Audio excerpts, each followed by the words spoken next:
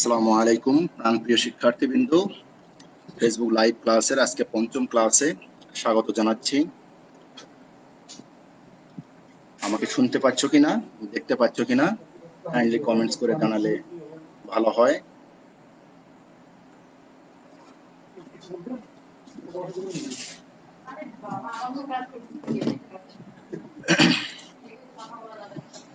আমি Mohammad Shahidul Islam Shaon, junior instructor mechanical, Rangpur polytechnic institute. আজকে তোমাদের সামনে যে বিষয়টি নিয়ে কথা বলবো, ষষ্ঠ অধ্যায় বেন্ডিং স্ট্রেস ইন বিম, বিমের বেন্ডিং স্ট্রেস নিয়ে কথা বলবো।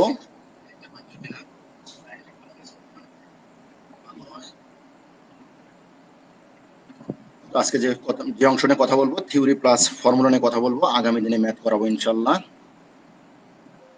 শুরুতেই বেন্ডিং স্ট্রেস। বেন্ডিং স্ট্রেসটা কি?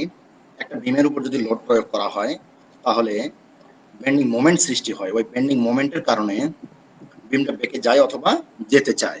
এই যে বিমটা বেঁকে যায় অথবা যেতে চায়, তাহলে বিমটা বেঁকে যাওয়ার আগে বিমের সমান্তরালের সাথে যদি আমরা তুলনা করি তাহলে এক প্রান্তে টান, অপর প্রান্তে চাপ অনুভব করবে। এই যে চাপ অথবা টান, এরূপ যে চাপা লোড কিংবা টানা লোড, এই লোডগুলোকে একত্রে আমরা বলি বেন্ডিং পীড়ন বা বেন্ডিং স্ট্রেস। এ পর্যায়ে আমরা বেন্ডিং পীড়নের সূত্র প্রমাণ করব। M by I equals to S by Y equals to E by R. এখানে M is the bending moment, I is the moment of inertia, S is the bending stress, Y is the distance from neutral axis, E is the modulus of elasticity, R is the radius of the curvature. তো শুরু করা যাক প্রমাণটা। চিত্রের দিকে লক্ষ্য করো। এই চিত্রটা অনেক হ্যাজার্ড একটা চিত্র, আমি বড় করে দেখানোর চেষ্টা করছি এই জন্য যাতে তোমাদের বুঝতে সহজ হয়। দেখো, একটা বিম থেকে ডিএক্স দূরত্বের একটা অংশ আমরা কেটে নিচ্ছি, এটা ক্ষুদ্র অংশ যার দৈর্ঘ্য ডিএক্স। একটা বিম থেকে ডিএক্স দূরত্বের একটা অংশ আমরা কেটে নিচ্ছি, ক্ষুদ্র অংশ বিবেচনা করছি। এবি, এই যে এ থেকে সি পর্যন্ত দৈর্ঘ্য হলো ডিএক্স। তাহলে এই যে দেখো, এই বিমটার যে ব্রেক লাইন দেওয়া আছে, ব্রেক লাইন দেওয়ার অর্থই হলো ক্ষুদ্র অংশ কেটে নেওয়া হয়েছে। এই যে নিউট্রাল অ্যাক্সিস এনএন হলুদ কালারে দেখানো হয়েছে, নিউট্রাল অ্যাক্সিস এনএন। এই নিউট্রাল অ্যাক্সিস এনএন থেকে ওয়াই দূরত্বে একটা ক্ষুদ্র ফালি বিবেচনা করা হয়েছে যার নাম এমএম। এই যে এমএম ক্ষুদ্র ফালি, যেটা নিউট্রাল অ্যাক্সিস থেকে ওয়াই দূরত্বে অবস্থিত। তাহলে উভয় প্রান্তে যদি বেন্ডিং মোমেন্ট এম প্রয়োগ করা হয়, উভয় প্রান্তে যদি বেন্ডিং মোমেন্ট এম প্রয়োগ করা হয়, তাহলে এই বিমের এই অংশটা এইভাবে কার্ভেচার বা বেঁকে যাবে, বেঁকে গিয়ে কার্ভেচারের মতো হবে। তাহলে এই যে এসি অংশটা সংকুচিত হবে, যেহেতু বেন্ডিংটা উপরের দিকে করানো হয়েছে, সুতরাং এই এসি অংশটা সংকুচিত হয়ে এ প্রাইম সি প্রাইমের রূপ নেবে, বিডি অংশটা প্রসারিত হয়ে বি প্রাইম ডি প্রাইমের রূপ নেবে। আর এই যে ক্ষুদ্র ফালি এমএম, এটা প্রসারিত হয়ে এম প্রাইমে রূপ নেবে। নিউট্রাল অ্যাক্সিসের কোনো পরিবর্তন হবে না, নিউট্রাল অ্যাক্সিস এনএন এর কোনো পরিবর্তন হবে না। এখানে যদিও এন প্রাইম দেখানো হয়েছে, তবুও এনএন আর এন প্রাইমের আসলে মূলত একই, কোনো পরিবর্তন হবে না। হয়তো তোমার মনে হতে পারে যে নিউট্রাল অ্যাক্সিসেরও পরিবর্তন হবে। তোমার হাতে যদি একটা বল পেন কলম থেকে থাকে, ওই কলমটার দুই পাশে তুমি যদি লোড প্রয়োগ করো তাহলে কলমটা দেখবে বেঁকে যাবে। তাহলে যদি উপরের দিকে বাঁকাও তাহলে উপরের অংশটা চাপ অনুভব করবে, বাইরের অংশটা টান অনুভব করবে। বাইরে টানা পীড়ন কাজ করবে, ভিতরের অংশে চাপা পীড়ন কাজ করবে। বাট যেই বরাবর ছিদ্র আছে কলমটার, ওই অংশটা কিন্তু নিউট্রাল লাইন, ওই নিউট্রাল অ্যাক্সিস বা নিউট্রাল লাইনে কোনো পরিবর্তন হবে না। তো আমরা তাত্ত্বিক কথায় আসি।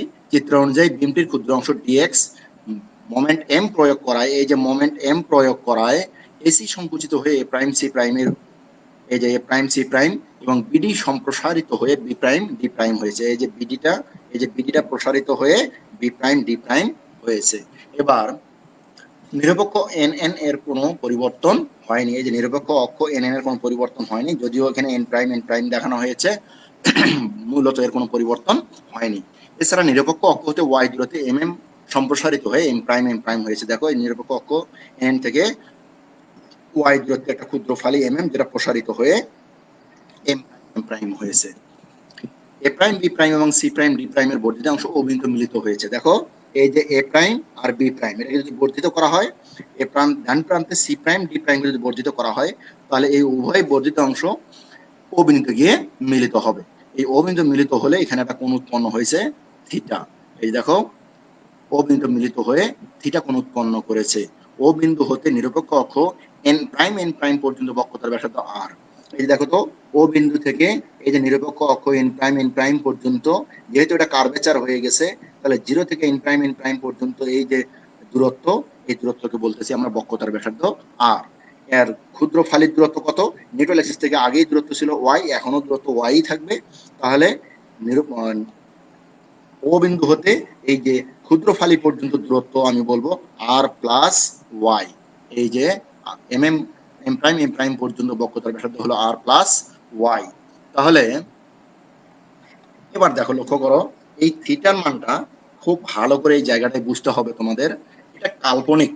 যেমন তোমরা দীর্ঘদিন যাবত যে বিল্ডিং এ ক্লাস করো, ক্যাম্পাসে কিংবা বাড়িতে, তোমাদের যে স্ট্রাকচার গুলো আছে, ওই বিমটা বছরের পর বছর, যুগের পর যুগ ব্যবহার হচ্ছে, তাহলে ওর উপর লোড প্রয়োগ হচ্ছে, তাহলে কি ওটা বেঁকে যাচ্ছে না? ওই বাঁকাটা কি এরকম? বিমটা কি এরকম?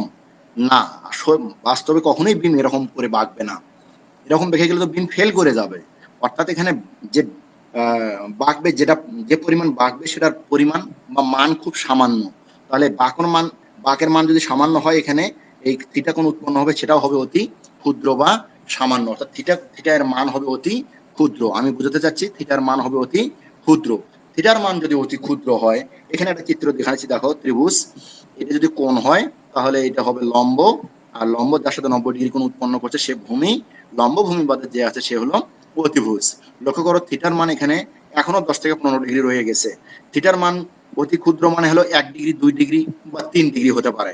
থিটার মান যদি আমি এখানে আরো কমায় দেই, 1, 2, 3 ডিগ্রির মধ্যে নিয়ে আসি, তাহলে এই অতিভুজটা আরো ছোট হয়ে ভূমির উপর অবস্থান করবে, লম্বের মানটা আরো কমে যাবে। তাহলে অতিভুজ থিটার মান যত কমবে, অতিভুজ তত ভূমির কাছাকাছি আসবে। অর্থাৎ থিটার মান যদি 0 হয়ে যায়, তাহলে অতিভুজ আর ভূমি একই হবে। থিটার মান যদি 1 ডিগ্রি হয়, তাহলে এই অতিভুজটা ভূমিকে স্পর্শ করবে, 2 ডিগ্রি 3 ডিগ্রিতেও স্পর্শ করবে। তাহলে আমরা বলতে পারি যে থিটার মান অতি ক্ষুদ্র যদি হয়, তাহলে ভূমি আর অতিভুজ অলমোস্ট সেম, প্রায় সমান। তো যদি সমান হয়, সেক্ষেত্রে দেখো sine theta equals two tan theta. কিভাবে?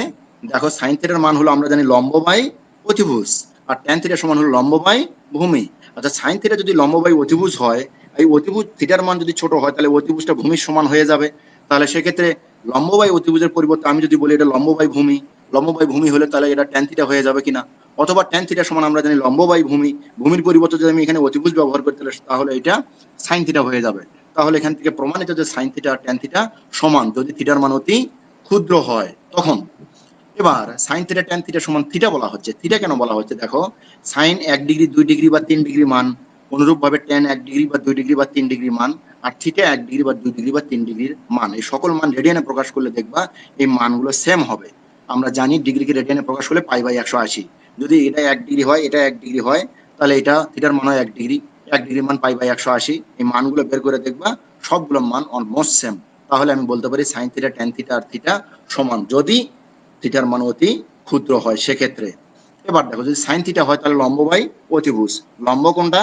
এই যে দেখো, দুই বাহু যদি থিটার মান যদি কাছাকাছি হয়, তাহলে এই যে এনএন এই ফালিটা, এই যে এনএনটা, এটা দূরত্ব কমে আসবে। কমতে কমতে এটা থিটার মান অতি ক্ষুদ্র হলে এই দূরত্বের এই কার্ভেচারটা, এমনিতে এখানে কোণ কম হলে কার্ভেচারটা অনেক ছোট হয়ে আসবে। যদি অতি ক্ষুদ্র হয়ে যায়, তাহলে কার্ভেচারটা আর বোঝা যাবে না, সেটা এরকম স্ট্রেট লাইন মনে হবে। সেক্ষেত্রে এটাকে আমি ত্রিভুজ বলতে পারি। যদি ত্রিভুজ হয়, তাহলে আরটা হবে, এইটা হবে লম্ব, সরি, এই এন প্রাইমটা হবে লম্ব, আর হবে ভূমি, আর এই যে এই বাহু অথবা এই বাহু হবে অতিভুজ। ভূমি আর অতিভুজ প্রায় সমান হবে, আর লম্ব হবে এটা। দেখো, এখানে বলে সাইন থিটা বা tan theta equals two nn/r, লম্ব বাই, যদি আমি এটা অতিভুজ মনে করি, তাহলে ভূমি আর অতিভুজ, আগেই বলছি থিটার মান অতি ক্ষুদ্র হলে ভূমি আর অতিভুজ সমান হবে। অর্থাৎ আর এর মান, এটাই ভূমি এটাই অতিভুজ। কেন? ট্যান থিটা যদি বলি তাহলে এটা ভূমি হবে, কারণ এটা তো ভূমি। আবার সাইন থিটা যদি বলি তাহলে এটা অতিভুজ। কেন অতিভুজ? এটা আর এটা সমান হয়ে যাবে যদি থিটার মান কম হয়ে যায়, এই যে অতিভুজ আর ভূমি সমান হবে, যার জন্য সাইন থিটা বলো আর টেন থিটা বলো ওই এন বাই আর হবে। এবার সাইন থিটা টেন থিটা যদি বাদ দেই তাহলে থিটা সমান এন বাই আর, তাহলে এন সমান কি আর থিটা, এই যে এন সমান হলো আর থিটা, 1 নম্বর সমীকরণ। লক্ষ্য করে দেখো তো, এই যে এন আর এম, এই ক্ষুদ্র ফালি আর এন এই দুটো সমান, এন আর এম সমান, এন আর এম সমান, এটা আমরা জানি। অনুরূপ ভাবে থিটা ইকুয়ালস টু, দেখো ক্ষুদ্র ফালির ক্ষেত্রে যদি আমি চিন্তা করি, এটা ছিল হলো নিউট্রাল অ্যাক্সিস পর্যন্ত, এবার যদি আমি ক্ষুদ্র ফালি পর্যন্ত চিন্তা করি তাহলে এই নিউট্রাল অ্যাক্সিস পর্যন্ত হলে এটা এন প্রাইম হয়, এন প্রাইম আর এন সমান বলে আমি এন প্রাইমের পরিবর্তে এখানে এন ব্যবহার করেছি। আর ক্ষুদ্র ফালি পর্যন্ত যদি বলা হয় তাহলে ক্ষুদ্র ফালির দৈর্ঘ্য হলো এম প্রাইম ডিভাইডেড বাই, এখানে দেখো লম্ব আর ভূমি বাই অতিভুজ, যেটা এই যে কেন্দ্র থেকে এই নিরপেক্ষ অক্ষ পর্যন্ত হলো আর, আর এইটুকু দূরত্ব হলো ওয়াই, তাহলে ফালি পর্যন্ত দূরত্ব হলো আর প্লাস ওয়াই, তাহলে theta equals to M prime by R plus Y. বুঝতে পারছো কিনা? এটা হলো নিরপেক্ষ অক্ষ পর্যন্ত আর এটা হলো ক্ষুদ্র ফালি পর্যন্ত। এখান থেকে যদি আমি এম প্রাইমের মান বের করি আর প্লাস ওয়াই ইন্টু থিটা, 2 নম্বর সমীকরণ। এখন তলে বিকৃতি, যেহেতু এখানে এই ফালিটার প্রসারণ হয়েছে, আমরা জানি দৈর্ঘ্য প্রসারিত হোক কিংবা সংকুচিত হোক না কেন সেখানে বিকৃতি উৎপন্ন হয়। বিকৃতি আমরা জানি দৈর্ঘ্য পরিবর্তন বাই আদি দৈর্ঘ্য, এখানে যদি দৈর্ঘ্য বৃদ্ধি পাইছে তাহলে আমি বলতে পারি দৈর্ঘ্য বৃদ্ধি বাই আদি দৈর্ঘ্য। ক্ষুদ্র ফালির আদি দৈর্ঘ্য হলো আর দৈর্ঘ্য বৃদ্ধি পেয়ে হয়েছে এম প্রাইম, এখান থেকে তার আদি দৈর্ঘ্য বাদ দিলে তাহলে আমি পাবো দৈর্ঘ্য বৃদ্ধি, আর এটা হলো আদি দৈর্ঘ্যের অনুপাতকে বলতেছি আমি বিকৃতিকে প্রকাশ করতেছি ডেল দ্বারা। এখন দেখো এর পরিবর্তে আমি এন ব্যবহার করতে পারি, এই যে আর এন সমান, এই যে আর এন সমান, তাহলে এর পরিবর্তে এন ব্যবহার করি। এই যে দেখো এম প্রাইমের মান 2 নম্বর সমীকরণ থেকে বসানো হয়েছে, এন এর মানটা 1 নম্বর সমীকরণ থেকে বসানো হয়েছে, এই জন্যই মূলত আমি 1 নম্বর 2 নম্বর সমীকরণ বের করেছি। এখানে যদি সিম্পলিফাই করা যায় তাহলে আর থিটা চলে যাবে Y theta by R theta চলে গেলে ওয়াই বাই আর, তাহলে বিকৃতি ডেল সমান ওয়াই বাই আর। এবার আমরা এই ক্ষুদ্র ফালির বিকৃতি বের করলাম, এবার আমরা ক্ষুদ্র ফালির মডুলাস অফ ইলাস্টিসিটি বের করব। মডুলাস অফ ইলাস্টিসিটি ই সমান আমরা জানি পীড়ন বাই বিকৃতি, তাহলে এস বাই ডেল, তাহলে বিকৃতির ডেলের মানটা আমরা এখনই বের করলাম ওয়াই বাই আর, তাহলে আর যদি উপরে যায় বজ্রগুণ করলে উপরে যাবে, তাহলে ই সমান এস আর বাই ওয়াই। এবার আর যদি আমি বাম প্রান্তে নিয়ে আসি তাহলে ই বাই আর সমান এস বাই ওয়াই, 3 নম্বর সমীকরণ। এই সমীকরণটা পরবর্তীতে প্রয়োজন হবে। ই বাই আর সমান এস বাই ওয়াই। আচ্ছা, এখান থেকে যদি আমি এস এর মান বের করে নেই তাহলে কি হবে E Y by R, S এর মানটা বের করে নিলাম কারণ আমার পরবর্তীতে এস এর মানটা প্রয়োজন হবে। তাহলে 3 নম্বর সমীকরণ আমরা কি পাইলাম, ই বাই আর সমান এস বাই ওয়াই।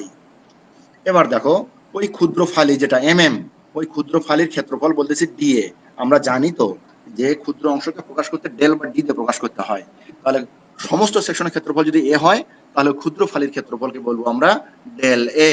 তাহলে ডেল এ, ওই ক্ষুদ্র অংশের ক্ষেত্রফল ডেল এ হলে ওই ক্ষেত্রে বলের পরিমাণ, আমরা জানি পীড়ন সমান বল বাই ক্ষেত্রফল, তাহলে বল সমান পীড়ন গুণন ক্ষেত্রফল, তাহলে ক্ষুদ্র ফালির ক্ষেত্রফল হবে ডিএ আর পীড়ন হলো এস, তাহলে এস ইন্টু ডিএ, বলের পরিমাণ এস ইন্টু ডিএ।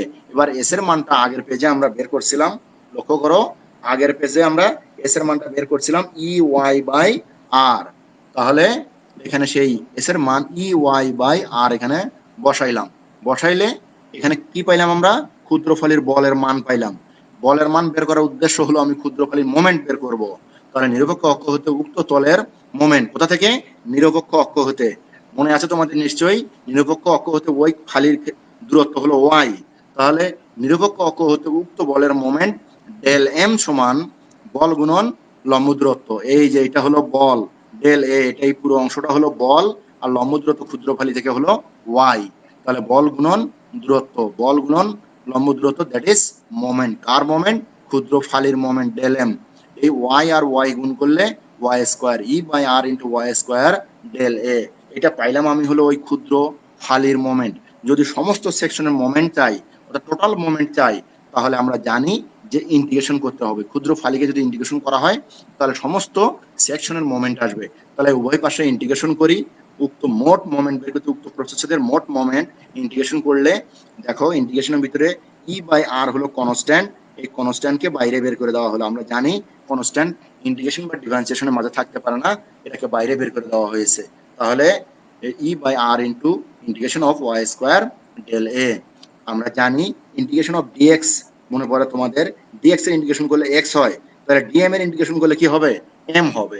তোমাদের নিশ্চয়ই মনে আছে, এখানে একটা মনে মনে ওয়ান থাকে, ওয়ানের ইন্টিগ্রেশন যার সাপেক্ষে করা হবে সেইটাই হবে। এখানে এম এর সাপেক্ষে করা হলে এম হবে, এক্স এর সাপেক্ষে করা হলে এক্স হবে। যেহেতু এখানে আমরা এম এর সাপেক্ষে করছি, এখানে এম হবে।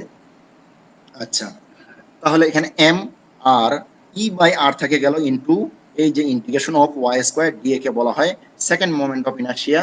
এটা তোমরা মেকানিক্সে শিখে আসছো নিশ্চয়ই, মনে আছে তোমাদের, যে সেকেন্ড মোমেন্ট অফ ইনার্শিয়াকে ইন্টিগ্রেশন অফ ওয়াই স্কোয়ার দিয়ে ইন্টিগ্রেশন অফ এক্স স্কোয়ার দিয়ে দ্বারা প্রকাশ করা হয়।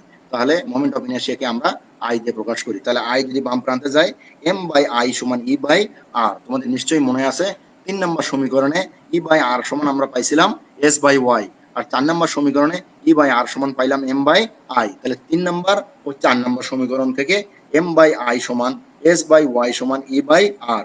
দেখো ই বাই আর সমান এম বাই আই, এই সেই এম বাই আই, আর এই ই বাই আর সমান এস বাই ওয়াই, এটা হলো 3 নম্বর সমীকরণ থেকে।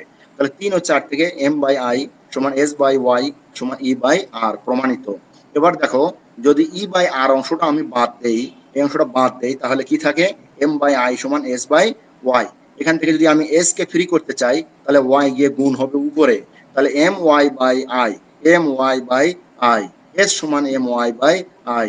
আমি প্রায় ছাত্রদেরকে দুষ্টমি করে বলে থাকি মাই বাই আই, আমার আমি, প্রমাণিত। এই প্রমাণটা দ্বারা আমরা ম্যাথ প্রবলেম সলিউশন করব। দেখো এই সূত্রটা, এই সূত্র দিয়ে আমরা যেহেতু ম্যাথ প্রবলেম সলিউশন করব, এই সূত্রে খেয়াল করো, এই সূত্রে এই এম একটা ডাটা মাত্র।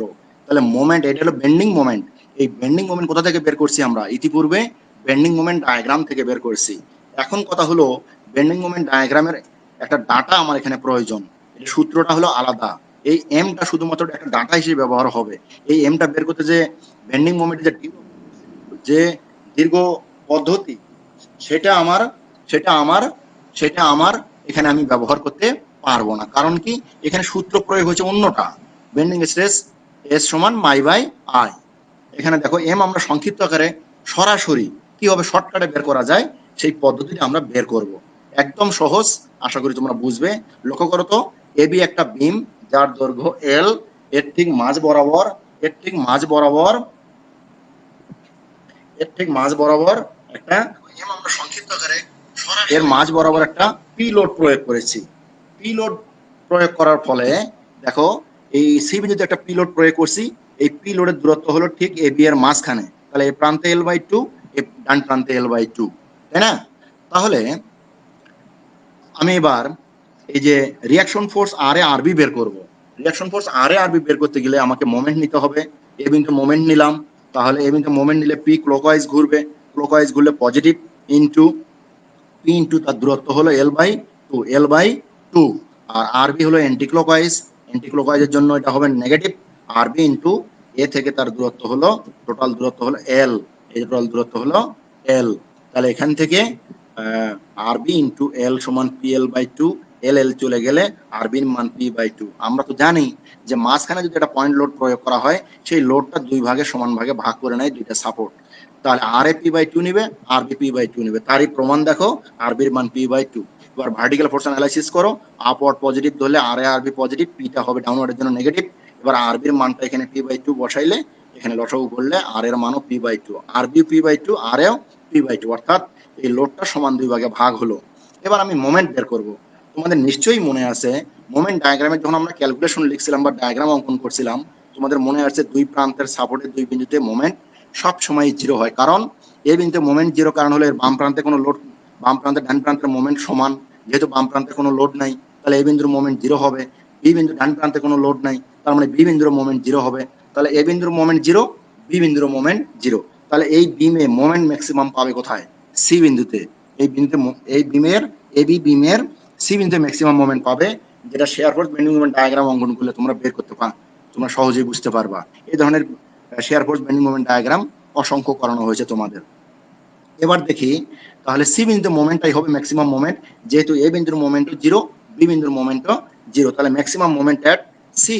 সি বিন্দুতে আমরা ম্যাক্সিমাম মোমেন্ট, আমরা ম্যাক্সিমাম মোমেন্টই এলো এম, এই সেই ম্যাক্সিমাম মোমেন্ট, এম হলো বেন্ডিং মোমেন্ট ম্যাক্সিমাম, যেটা আমরা সি বিন্দু উৎপন্ন হচ্ছে, যেন আমি এম এট সি লিখছি, এটাই মূলত ম্যাক্সিমাম মোমেন্ট। মোমেন্ট সমান বল গুণন দূরত্ব। তাহলে সি বিন্দু যদি আমি মোমেন্ট নেই, যদি বাম প্রান্ত হিসাব করি, তাহলে R A into L by two, ডান প্রান্ত হিসাব করলেও R B into L by two, R A আর বির মান একই, P by two into L by two, তাহলে পি এল বাই ফোর। তাহলে আমি কি পাইলাম? এম সমান পি এল বাই ফোর। এই যে আমি এম বের করলাম, এই যে এই এত কোনো কিছু ইতিপূর্বে যত কাজ করেছি আমি এই পর্যন্ত, এগুলো কোনো কাজ করার প্রয়োজন হবে না, ডাইরেক্ট আমি বেন্ডিং মোমেন্ট এম বের করতে পারবো এই ফর্মুলার মাধ্যমে। পির মান দেওয়া থাকবে, দৈর্ঘ্য দেওয়া থাকবে, সরাসরি পিএল বাই ফোর বসাইলে বেন্ডিং মোমেন্ট এম বের হবে। এর জন্য এই রিয়াকশন ফোর্স, মোমেন্ট কোনো কিচ্ছুরই প্রয়োজন হবে না, ডাইরেক্ট আমরা প্রয়োগ করব এম সমান পিএল বাই ফোর। এই সূত্র কখন প্রযোজ্য হবে? যখন লোডটা ঠিক মাঝ বরাবর থাকবে, বিমের ঠিক মাঝ বরাবর থাকবে। আশা করি বুঝতে পারছো। এবার আমরা দেখব যদি লোড মাঝে না থাকে, অন্য কোথাও থাকে, সেক্ষেত্রে কিভাবে আমরা সরাসরি বেন্ডিং মোমেন্ট এম বের করব। দেখো এবি একটা বিম, বাম প্রান্ত থেকে কিছু দূরে সি বিন্দুতে একটা পি লোড প্রয়োগ করা হয়েছে। এই বাম প্রান্ত থেকে সি বিন্দুর দূরত্ব হলো স্মল এল, টোটাল দৈর্ঘ্য যদি ক্যাপিটাল এল হয়, আর বাম প্রান্ত থেকে সি বিন্দুর দূরত্ব যদি স্মল এল হয়, তাহলে ডান প্রান্তে এই সি থেকে বি পর্যন্ত দূরত্ব হবে এল মাইনাস এল, অর্থাৎ ক্যাপিটাল এল মাইনাস স্মল এল। টোটাল লেন্থ হলো ক্যাপিটাল এল, বাম প্রান্তের দূরত্ব স্মল এল, টোটাল লেন্থ ক্যাপিটাল এল থেকে স্মল এল বাদ দিলে এই প্রান্তের দূরত্ব ক্যাপিটাল এল মাইনাস স্মল এল। এবার আমরা রিয়াকশন ফোর্স বের করি। আর এ একই ফর্মুলা, এম ইন্টু মোমেন্ট নিলে পি ইন্টু এল, পি ক্লকওয়াইজ জন্য পজিটিভ ইন্টু দূরত্ব এল, আর বি অ্যান্টি ক্লকওয়াইজ জন্য নেগেটিভ, আর দূরত্ব বি দূরত্ব কত? টোটাল লেন্থ এল। এখান থেকে পি এল বাই এল, বির মান পেয়ে গেলাম। এবার আর এর মান বের করবো আমরা। ভার্টিক্যাল ফোর্স অ্যানালাইসিস করে বি পজিটিভ, পি নেগেটিভ, এখান থেকে বির মানটা এখানে বসাও, বসাই লসাগু করো, লসাগু করলে P into L minus L divided by L, এর মান P into capital L minus small L divided by capital L. তাহলে এর মান পেয়ে গেলাম, বির মানও পেয়ে গেলাম। এবার আমরা জানি এ বিন্দুর মোমেন্ট জিরো, বি বিন্দুর মোমেন্ট জিরো, তাহলে মোমেন্ট কোন বিন্দু পাবে? অনলি সি বিন্দুতে মোমেন্ট পাবে। তাহলে সি বিন্দু যদি মোমেন্ট পায়, তাহলে moment at C equals to বল গুণন লম্ব দূরত্ব। যদি আর এর মানটা আমি ধরি, তাহলে আর এর মান P into L minus L divide by L into লম্ব দূরত্ব, সি বিন্দু থেকে আর এর দূরত্ব হলো স্মল এল। আর ডান প্রান্ত যদি ধরি আমি, তাহলে আর বির মান P L by L into তার দূরত্ব হলো capital L minus small L. এই মান একই মান, এটা আমরা জানি। একটা বিন্দুতে বাম প্রান্তে আর ডান প্রান্তে মোমেন্ট সমান হয়, তাহলে এখানে সিম্পলিফাই করলে P L into capital L minus small L divided by capital L. তাহলে আমি বলতে পারি যদি লোড মাঝ বরাবর না থাকে, সেক্ষেত্রে সরাসরি মোমেন্ট বের করতে চাইলে moment bending moment M equals to P into small L into capital L minus small L divided by capital L. এবার আসি আমরা ডিস্ট্রিবিউশন লোড থাকলে কি হবে। ডিস্ট্রিবিউশন লোড দেখো, এবি বরাবর একটা ডিস্ট্রিবিউশন লোড দেখানো হয়েছে, যার দৈর্ঘ্য হলো এল। আমরা জানি প্রতি কেজিতে ডাব্লিউ মিটার হলে টোটাল লোড আছে হলো ডাব্লিউ ইন্টু এল। এখানে টোটাল লোড কত আছে? W into L. তাহলে আর বি বের করো, মোমেন্ট নাও, total load W into L into দূরত্ব তার মাঝ বরাবর হবে না, টোটাল দূরত্বের অর্ধেক হবে না, এল বাই টু। এটা ক্লকওয়াইজ ডিস্ট্রিবিউশন লোড, ক্লকওয়াইজ ঘুরবে জন্য পজিটিভ, বি অ্যান্টিক্লকওয়াইজ ঘুরবে জন্য নেগেটিভ, কিন্তু যার দূরত্ব হলো ক্যাপিটাল এল। তাহলে এখান থেকে বি ইন্টু এল, এই মানটা W L square by two, L L কেটে গেলে বির মান ডাব্লিউ এল বাই টু, অর্থাৎ টোটাল লোডকে বি অর্ধেক নিবে, এ অর্ধেক নিবে। এখানে ভার্টিক্যাল ফোর্স অ্যানালাইসিস করো, আর বি পজিটিভ, আর টোটাল লোড হলো ডাব্লিউ ইন্টু এল, ডাউন ওয়ার্ডের জন্য নেগেটিভ, বির মান বসাও, লসাগু করলে দেখো এর মান two L, two W L minus W L equals to W L by two. বিরও মান যা, এর মানও ডিস্ট্রিবিউশন লোড যেহেতু টোটাল লেন্থের উপরে কাজ করতেছে, বি সমান ভাগ করে নিয়েছে। এবার আমরা আগে থেকেই জানি যে মোমেন্টটা এবি বিন্দুর মোমেন্ট জিরো হবে, তাহলে মোমেন্ট ম্যাক্সিমাম হবে কোথায়? ডেঞ্জারাস সেকশন উৎপন্ন হবে। এখানে তোমাদের নিশ্চয়ই মনে আছে, এই যে এ উঠবে, টোটাল লোড নামবে, বি উঠবে, এখানে একটা ডেঞ্জারাস সেকশন ফর্ম করবে, এর মান আর বির মান সমান হবে, অর্থাৎ এই মান আর এই মান যদি সমান হয়, তাহলে দূরত্ব সমান হবে। এই পাশে থেকে এল বাই টু, এই প্রান্তের দূরত্ব হবে এল বাই টু। তাহলে এই যে বেন্ডিং, যে জায়গায় ডেঞ্জারাস সেকশন উৎপন্ন হয়, ওখানে বেন্ডিং মোমেন্টের মান সর্বোচ্চ হয়। তুমি যদি এখন চিন্তা করো, এই বিন্দুকে সি বিন্দু যদি আমি ধরি, তাহলে মোমেন্ট এট সি, অর্থাৎ এটাই maximum moment M, equals to W into L by two into L by two. কেন? আমি যদি এই বিন্দুতে যদি আমি মোমেন্ট নেই, দেখো এই বরাবর এখানে, তাহলে এ ক্লকওয়াইজের জন্য পজিটিভ, এর মান W L by two into তার দূরত্ব এই যে সি বিন্দু থেকে তার দূরত্ব হলো L/2। আর এই যে ডিস্ট্রিবিউশন লোড আছে এখানে অর্ধেকটা, এই অর্ধেকটা মোমেন্ট পাবে, এই অর্ধেকটা অ্যান্টিক্লকওয়াইজ ঘুরবে জন্য মাইনাস অর্ধেক কত, টোটাল ডিস্ট্রিবিউশন হলো W/L, এই অর্ধেকের মান হলো WL/2। আর ডিস্টেন্স কি হবে, এই অর্ধেকের আবার অর্ধেক, L/2 এর অর্ধেক হলো L/4। এখানে যদি আমি সিম্পলিফাই করি, লসাগু করি, WL²/8, অর্থাৎ মোমেন্ট হলো WL²/8। আর একটা পদ্ধতি আছে তোমাদের শিখেছিলাম, এরিয়া মোমেন্ট পদ্ধতি, সেখানে কিন্তু সহজ, এই ত্রিভুজের এরিয়া বের করলেই হয়ে গেল হাফ, এই যে হাফ ইন্টু ভূমি, ভূমি কত L/2, এই যে ভূমি L/2 ইন্টু উচ্চতা WL/2, এই যে উচ্চতা আর এর মান WL/2, হাফ ইন্টু ভূমি ইন্টু উচ্চতা, ফলাফল হলো WL²/8। এখান থেকেও বের করতে পারো, এখান থেকেও বের করতে পারো, তোমার ইচ্ছা। ফলাফলটা হলো সোজা কথা, maximum bending moment M = WL²/8। এই সূত্র কখন প্রয়োগ করব, যখন ডিস্ট্রিবিউশন লোড থাকবে, পুরো বিমের উপরে ডিস্ট্রিবিউশন লোড থাকবে। আশা করি তোমরা ডিস্ট্রিবিউশন লোড, পয়েন্ট লোড বুঝতে পারছো। এ পর্যন্ত আমরা কি কি দেখলাম আমরা একটু দেখার চেষ্টা করি। দেখো, বেন্ডিং স্ট্রেস দেখলাম S = m/i, এরপরে দেখলাম আমরা লোড যদি মাঝে থাকে তাহলে M = PL/4, লোড মাঝে যদি না থাকে সেক্ষেত্রে P × l L - l / L। বিস্তৃত লোডের ক্ষেত্রে M = WL²/8। আচ্ছা, এই যে I আছে, m/i, এখানে I আছে, মোমেন্ট অফ ইনার্শিয়া, I এর ক্ষেত্রে আমরা সূত্র এগুলো আমরা পূর্বে থেকেই জানি। আয়তক্ষেত্রের জন্য bh³/12, ত্রিভুজের জন্য 36, আর বৃত্তের জন্য π⁴/64। আর এখানে যে y আছে, এই yটা মূলত হলো নিরপেক্ষ অক্ষ থেকে ওই সেকশনের দূরত্ব, অথবা এটা অনেক সময় h/2 ও বলে থাকি আমরা। এটা মূলত চিত্রের উপর নির্ভর করবে, আর কোনটা কি এগুলো আমরা জানি মোটামুটি। এই ছিল আজকের লেকচার। তোমাদের যদি কোনো প্রশ্ন থেকে থাকে করতে পারো, আমি অ্যান্সার দেওয়ার চেষ্টা করবো ইনশাল্লাহ। আমি কোশ্চেন দেখতেছি, তোমাদের তেমন কোনো কোশ্চেন দেখতে পাচ্ছি না।